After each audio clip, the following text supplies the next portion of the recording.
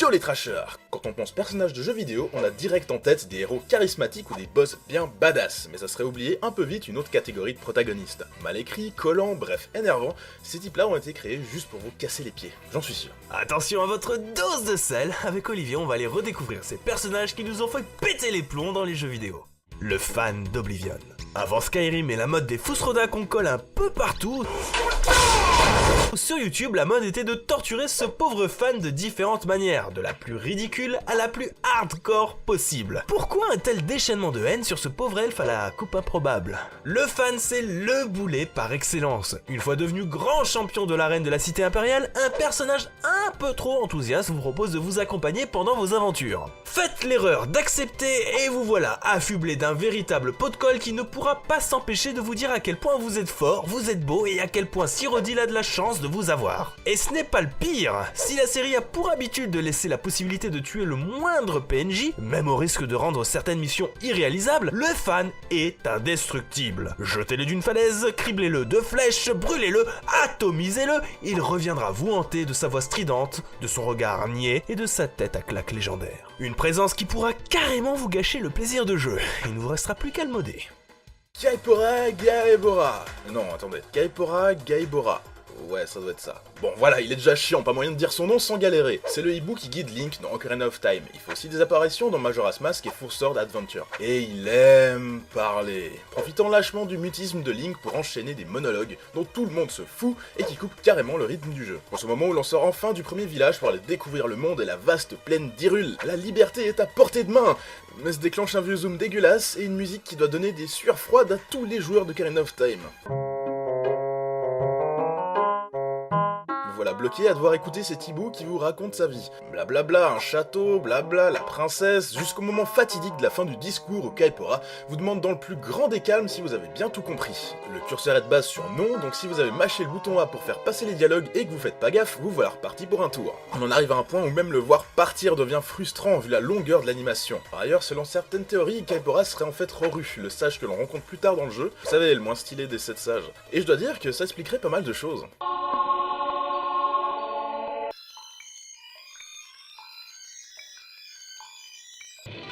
Monsieur Resetti. Resetti, la taupe la plus casse-pied de toute l'histoire des jeux vidéo. Présent dans Animal Crossing, Resetti était là pour veiller au bon fonctionnement des fichiers de votre jeu. Est-ce que vous allez bien sauvegarder? Est-ce que l'horloge interne de la console n'a pas de problème, etc. Bref, un rôle crucial. Important, oui, mais tellement casse-pied. Vous avez oublié de sauvegarder? Resetti sort alors de son trou et vous fait la morale pendant des plombes sur l'importance de sauvegarder pour ne pas pervertir la structure du jeu, et bla et bla et bla et bla. Et quand c'est enfin terminé, il vous balance une bonne insulte des familles comme « Ferme ta bouche quand tu mâches, espèce de goré !»« Moi je suis un goré ! Moi je suis un goré !» Et c'est pire si vous avez le malheur de bidouiller l'horloge interne pour faire pousser vos poires plus vite. Dans l'opus 3DS, Resetti est sur la sellette. Vous avez le choix de le laisser intervenir ou pas. Le gars est au chômage technique. La tristesse. Ou pas, c'est quand même le personnage le plus détesté des joueurs. Faye. Alors là, autant vous dire qu'on atteint le summum du boulet. Faye, l'esprit de l'épée de maître présente dans Skyward Sword, avait pourtant tout pour être un personnage marquant. Elle dévoile enfin les origines de l'épée que Link retire dans tous les épisodes, le design est réussi et toute la mythologie entourant sa création et sa destinée est tout bonnement passionnant. C'est la création de la déesse Hylia censée trouver son héros, l'élever au rang d'élu capable de mettre un terme à l'existence de l'avatar du néant. Si l'idée d'en faire une sorte de robot était sur le papier assez intéressante pour le décalage que ça crée, un robot dans un monde médiéval? Pourquoi pas? Dans les faits, on retient surtout tout ce qui fait qu'un bot est saoulant. C'est monotone, la voix vous tape sur les nerfs et ça parle de pourcentage bidon dès que possible. Mais surtout, ça a une furieuse tendance à vous rappeler toutes les 5 secondes que vous avez un truc à faire. Mais genre, ça peut être n'importe quoi, elle va vous spammer de manière abusive pour vous dire que vous avez plus de piles dans la manette, ou vous expliquer en long et en large comment pousser une caisse. Ouais non, en fait elle va pas jusqu'à là, faut pas abuser. Si la fin m'a fait tirer une larme, je peux pas m'empêcher de dire que Faye est l'un des personnages les plus lourds que j'ai connus. Quelque part elle est à elle seule un condensé de l'aventure de ce Zelda. Rafraîchissant au début, intense sur la fin, mais tellement relou le reste du temps. Vanille. On touche à un des personnages piliers de Final Fantasy XIII, l'épisode maudit. Si certes le jeu a ses défauts, il n'en demeure pas moins que certains personnages sont intéressants. L'exemple évident est Lightning, une héroïne femme forte qui est traitée avec une certaine justesse. De même pour Saz, qui, même s'il est évidemment le comique de service, nous propose une histoire poignante. Mais pas Vanille. Non, pas elle, cette nana est le parfait opposé de Lightning. Elle est niaise, idiote, potiche. Je vous jure que pendant toute l'aventure, vous n'avez qu'une envie, c'est de la tarter. Ses réactions n'ont ni queue ni tête, et en plus, elle se permet de faire des bruits chelous quand elle attaque ou se fait attaquer. Non, sans deck, fermez les yeux 2 secondes et écoutez-moi ça. Bon, après, pourquoi lui en vouloir? Après tout, il fallait au moins ça pour avoir une team équilibrée comme les Japs savent si bien le faire. Lightning et Fang ne pouvaient pas, avec leur traitement, faire office de la potiche de service. De plus, il manquait la mascotte Kawaii, si chère au JRPG. Vanille, c'est un peu le personnage fourre-tout, une sorte de chimère dont on se serait bien passé. 2, 3, 4. Teemo. Alors lui, tout le monde le connaît, c'est pour ainsi dire la mascotte du jeu populaire du moment, League of Legends. Il fait partie de l'espèce des Yordle, des petites boules de poils toutes mignonnes et toutes chou. Que ce soit en astronaute, en panda, en Superman ou même en putain de vétéran militaire, Teemo c'est avant tout le personnage qu'on veut prendre dans nos bras. Mais vous êtes malade, faites jamais ça. Faut savoir que le surnom de Teemo c'est Satan, et autant vous dire qu'il le mérite le bougre. Tout son arsenal de sorts est là pour énerver son adversaire. Il peut devenir invisible, vous aveugler, infliger du poison, s'échapper à une vitesse folle, mais la marque de fabrique du bonhomme, le truc qui a fait rage quit plus d'un joueur en herbe, c'est ça. Les champignons, qui n'ont de champignons que le nom, car c'est des véritables mines que Teemo peut placer où il veut. Ce bruit va vous hanter. Elles sont indestructibles et indétectables pour l'équipe adverse. Non vraiment c'est super relou, croyez-moi. Votre niveau de sel atteint des seuils critiques après vous êtes mangé 2 champis de suite. No! Must meditate out of it! Your turret has been destroyed. Yes! I'm alive! No!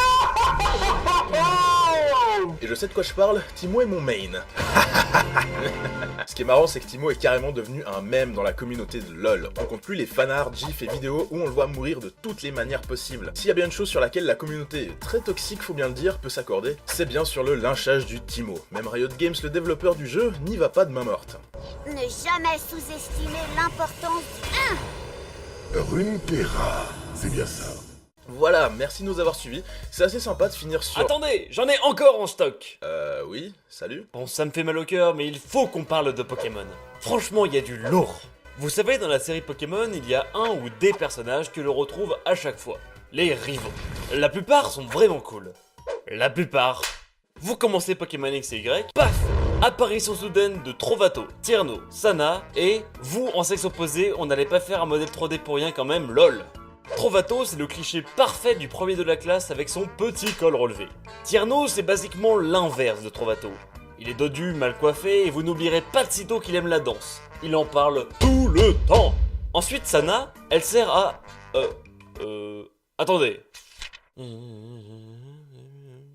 Ah bah oui, c'est bien ça. Elle sert à rien.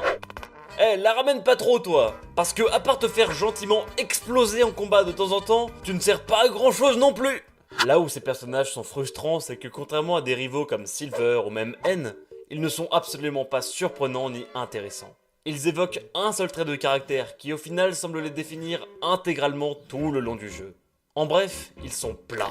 Et le pire, c'est que quand vous avez battu la ligue après des heures de jeu, ils sont avec vous sur la scène et se font acclamer par la foule. Mais vous le méritez pas! Cassez-vous! Ouais, bah de mon temps, on se serait jamais permis de faire des persos aussi agaçants. Que crois-tu, cher collègue sans jambes? Retour dans les années 2000 avec la sortie de Pokémon Jaune sur Game Boy. Vous vous demandez de quel personnage je veux parler? Mais enfin, il est juste sous vos yeux. Non mais pas moi, Pikachu! Pour ceux qui ne connaissent pas cette version, je vous explique rapidement. Le professeur Chen doit vous offrir un Evoli ultra mignon. Mais, comme par hasard, le rival l'a pris avant vous. Et du coup, il vous donne un Pikachu tout moisi capturé il y a 5 minutes. Ensuite, au lieu de rester sagement dans sa Pokéball comme genre tous les Pokémon, lui, il décide que non, il va voyager derrière vous. Et c'est pas comme s'il était de bonne compagnie. C'est simple, il fait tout le temps la gueule. Et ne vous dites pas, bon bah je vais l'abandonner. C'est impossible. Vous devrez vous le trimballer toute l'aventure, sachant qu'il prend une place dans votre équipe, qu'il a des stats nuls à chier, et qu'en plus, il ne peut pas évoluer. Pourquoi il ne s'en va pas s'il ne vous aime pas non plus, me dites-vous? Mais c'est parce que en plus d'être mauvais, c'est un gros bâtard. Eh bah oui, quel meilleur moyen pour lui de vous faire du mal sachant que vous le haïssez? Restez avec vous. Il se fait du mal pour vous faire du mal. Je te hais, souris jaune.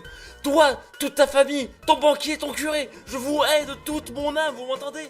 Si vous... Et c'est reparti. Bon, on le stoppe ou on le laisse continuer? Je crois qu'on va s'arrêter là. Eh bien, excusez-nous du dérangement, on va aller rendre à Skun sa Pokémon Trash. Vous savez, la petite chaîne qui monte. Vous devriez aller checker ça et vous abonner. Ils ont du talent, ces petits gars. Merci de nous avoir suivis, n'hésitez pas à vous abonner et à laisser un petit pouce bleu. Chut. Watch out! Non, on parlera pas de toi, rien à battre si la section commentaires part en révolte, mais nous on l'affirme. Oui, on aime Navi. Bref, on vous laisse entre vous dans les commentaires pour débattre de qui est le personnage le plus relou, qu'il soit dans ce classement ou pas. Allez, des bisous.